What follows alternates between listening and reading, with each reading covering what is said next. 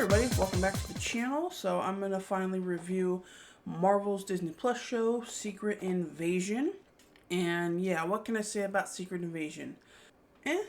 So before we go ahead and get into my review, I just want to tell everybody about my new book called The Chimera Prophecies and Other Short Stories. If you're a fan of science fiction short stories like Ray Bradbury and Isaac Asimov and Philip K. Dick, be sure to check out my book, Chimera Prophecies and Other Short Stories, which are science fiction, kind of fantasy short stories. And actually one of them even touches a little bit on digital AI art and how that affects people and artists. So be sure to check out that book. The link will be in the description below. Alright, so now let's get on to my review for Secret Invasion. Well, I'm going to say this was an okay show. It's not the worst of the Marvel Disney Plus shows. Maybe? But it's definitely not the best. So I would put this, if I had to, maybe around Moon Knight, Hawkeye-ish. I have to rewatch those shows, though. I will say this is maybe the most boring of the MCU Disney Plus shows. And, I mean, that's not always a bad thing. But I just felt like a lot of this was just dialogue and nothing happening. And all this talk about this invasion from, what was the main character's name? Gravik. Yeah. So forgettable. I just felt like nothing was really happening. And we weren't really building up to much. And so, I mean, it was cool to have Samuel L. Jackson back as Nick Fury. But again, I think we didn't even really do a whole lot with that. So anyway, let me go ahead and talk about the good stuff I like first, and then we'll talk about the bad stuff. What I liked about this show is I do like the return of the Skrulls and Talos. I liked Ben Mendelsohn in the role. And I liked him and Captain Marvel. So I like the return of that. Return of Nick Fury is also good. And I like the reveal. Remember, this is going to be a spoiler review. So if you haven't seen the show, spoilers. But the reveal of Rhodey being a Skrull, I thought was a cool reveal. I don't necessarily like maybe how long he's been a Skrull for. But I like that reveal. I really liked Olivia Colman's character. I don't remember her name, but she was like the London Nick Fury agent. She was a really cool character. I really liked her. She was so fun and charming. I wish maybe we got more, and I hope we could see more of her even in the MCU going forward. So yeah, that's pretty much all the stuff that I liked. There's not a whole lot in here. I will say the first episode, they killed off Maria Hill. I was very sad about that, because I was hoping this show would give us more Maria Hill, and I feel like they never really did much with her character. She was always Nick Fury's like sidekick character and everything. Like, she never was like her own standalone character. Not that she needed to be. She wasn't Black Widow or anything, but like she was never like hardly had anything to do in the MCU. And I really like the actress playing Maria Hill, so I've always wanted more for her to do. So I was really sad they killed her off at the end of the first episode. It was kind of shocking they killed off Martin Freeman's character, Everett Ross, but that was obviously he was a Skrull. So that was kind of shocking too, because who knows how long the Skrull version of him had been around. Was he the Skrull version in Black Panther Wakanda Forever, or was that... So they actually don't ever really give us a hint on how long he had been a Skrull either. But so I do like that we got kind of some of these little minor characters that turned out to be Skrulls. So now some of the bad stuff, pretty much the rest of the show. I feel like we brought Nick Fury back, and we learned that he had been in space since he brought back from the snap.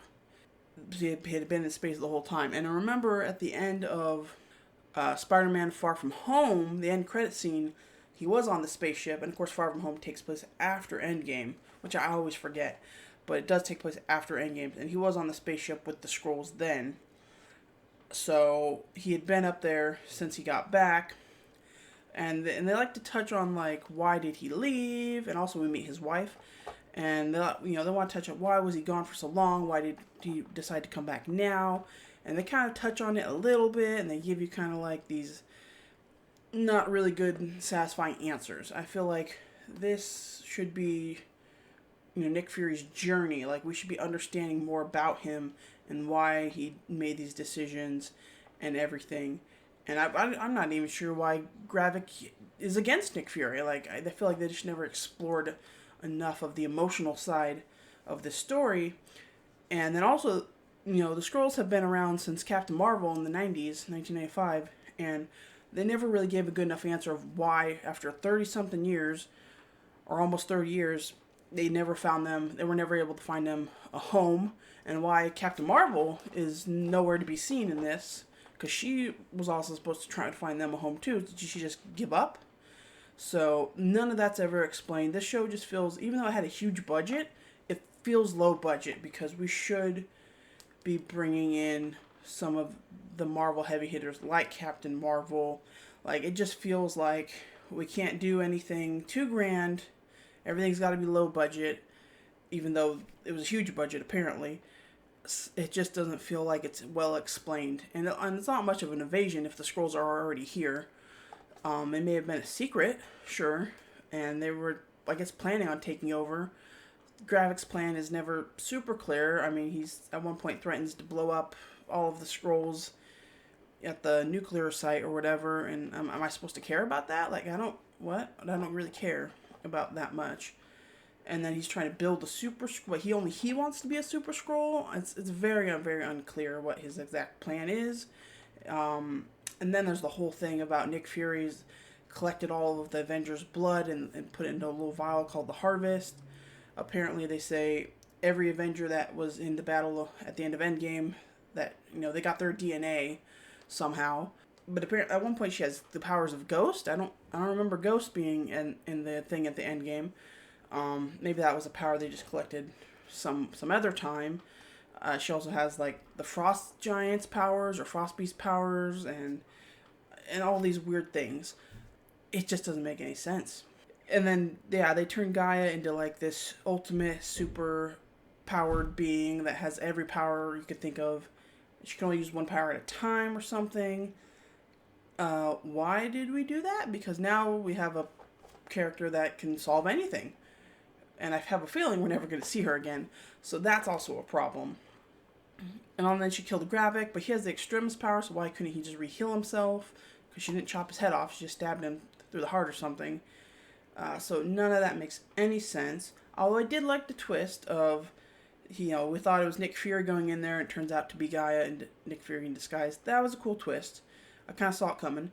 Then we have Fury, killing Skrull Rhodey in order to save the president from blowing up and starting a war with Russia. In the background, there's this whole subtext of starting a war with Russia, which is, kind of relevant in today's news cycle, but I just feel like, what does that have to do with the rest of the story that we're telling?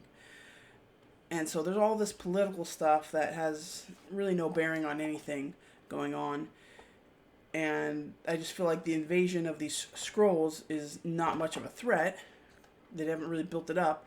And also, like, hardly ever in Skrull form. Again, there's this huge budget. Where's it going to? Certainly not going to the effects of the Skrulls, because they look a lot worse than they did in Captain Marvel. CGI is not great in this show. So I just feel like, what the heck is the point of this whole show? I feel like you could just skip the show. And you have, maybe the Marvels will tie into it, but we don't know that yet. It just feels like, what's the point of this show, if we're never going to deal with the Skrulls again? And also, why haven't they found a home for the Skrulls? They never properly explained that. And also, Nick Fury saying, oh, this is too personal, I can't call in the Avengers. What? Why wouldn't you call in any superpowered heroes that if this big war against the Skrulls who are superpowered? That just doesn't make any sense either. His relationship with his wife, that was kind of a cool reveal. But we never, I guess we explore it pretty well, but again, it never feels fully satisfied because they never really give good enough emotional explanations for why Fury's done everything he's done. So, yeah, I just feel like emotionally, this story is just so disconnected. Like, even the stuff between Talos and his daughter feels disconnected. They killed his wife off screen. And then they killed Talos, which, he was our favorite Skrull, so that kind of sucks. So I just feel like this whole show is just kind of meh. Why? Why are we doing this? it's implied that Skrull or Rhodey has been a Skrull since his injury in Civil War, which means he was a Skrull in Infinity War and Endgame, and I don't like that. That means the real Rhodey never got to go to his best friend's funeral. That's terrible. So I don't like that reveal either. And it's pretty obvious that he was a Skrull too, by the way he was acting towards Fury. I mean, it was a cool reveal that he's a Skrull, but to say he's been a Skrull since the end of Civil War, that's a little too much for me. I don't like that. Maybe if he had been a Skrull, just since the end of Endgame and on, that works for me. So I don't like that implication. And also, again, those are all the only fake Skrulls we got was Everett Ross and Rhodey. Where's the other heroes that we know that are supposed to be Skrulls? Like, again, this doesn't feel like an invasion of anything. It just feels like maybe the Skrulls are gonna maybe take over the political world, try to start a war with Russia. What's Nick Fury gonna do about it? That's what it kind of feels like. The stakes aren't very high. I don't feel the stakes of it. So, and I just thought a lot of it was boring. The action scenes were okay. They weren't bad, except for the CGI at the end and the Skrull makeup. But the action scenes were okay. I did like seeing Gravik use the Groot arm when he's doing his Super Skrull stuff. That was kind of a cool visual. Just because I love Groot growing his arms like that and using them as a weapon. I always thought that was cool. So I do like that. Gravik is just not a very interesting character. Again, I think the best character is Olivia Colman's character, and I don't even know her name. So, yeah, overall, the show is just kind of meh. And so it's like, why? If you can't do it properly, then why are we doing it at all? Like, this should have been a movie, and if it was a movie, maybe it would have been better. But I just feel like to try and do a Secret Invasion storyline on Disney Plus in these terrible 6-episode formats, even though it had a big budget, it feels like it didn't. So I feel like, why are we doing this? Again, I don't know if it's the worst of the Disney Plus shows though, because there were some good moments. I'll say there's some good moments, and I do like seeing Nick Fury back. Loved seeing Maria Hill in the first episode, and so I do like all of that stuff. Moon Knight was just kind of disappointing, but I think I liked Moon Knight maybe more than this. Maybe this is the worst Disney Plus show, now that I think about it.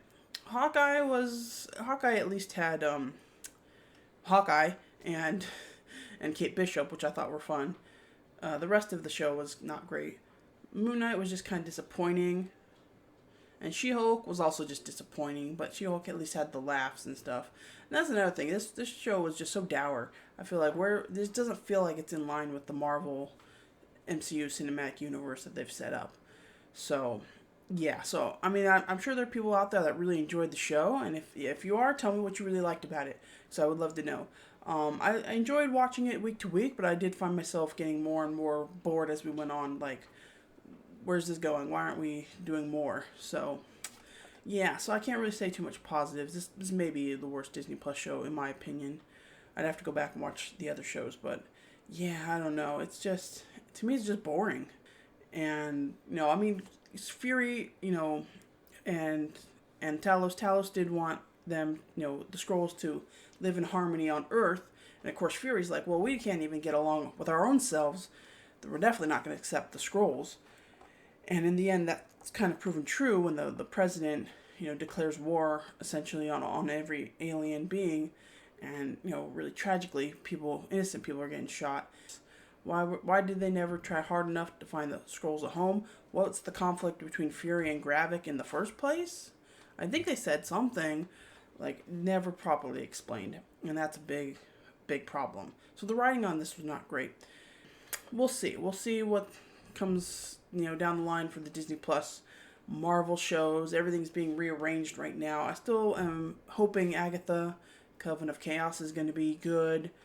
I have no idea where the Ironheart show and the Echo show, they're kind of in limbo right now, because I know Ironheart was filmed. I think Echo was starting to get filmed, and Daredevil was in production.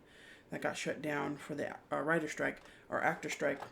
So I just, who knows where these shows are going to go and how if they're going to tie into the universe more. So far, it feels like these shows, they don't have any consequence on what's going to happen in the MCU. Other than WandaVision, Falcon and the Winter Soldier, maybe Loki, well, I mean, with the Kang stuff, and then Miss Marvel definitely is going to be in the Marvels. But like Hawkeye, we don't know what's going to happen there. Moon Knight, well, we don't know if we're ever going to see Moon Knight. She-Hulk, we don't know if we're ever going to see She-Hulk again. I really like the Werewolf by Night presentation, but we don't know if we're going to see him again. So, I don't know. We'll see where these things go. Marvel's going to be taking some time to slow down and hopefully course correct and, get better quality production out there. So, anyway, those are my thoughts on Secret Invasion. I think it's probably not a good show. I was going to go with just like a meh, but the more I talk about it, I think I might have to go with the down thumb. So, yeah, sorry about that. So, yeah, if you do love the show, though, let me know what you love about it in the comments below. I'd love to hear your thoughts. That's it for now. Yeah, I don't really have a quote from the show. I can't even remember anything. So, that's all I got. Bye.